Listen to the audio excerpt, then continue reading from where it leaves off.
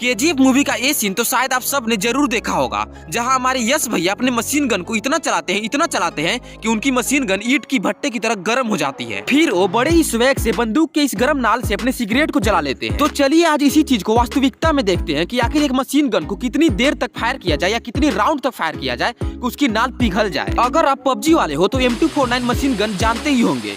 इसी गन से firing start की गई और टोटल 700 राउंड फायर करने के बाद आखिरकार मशीन गन की नाल पिघल कर टूट गई।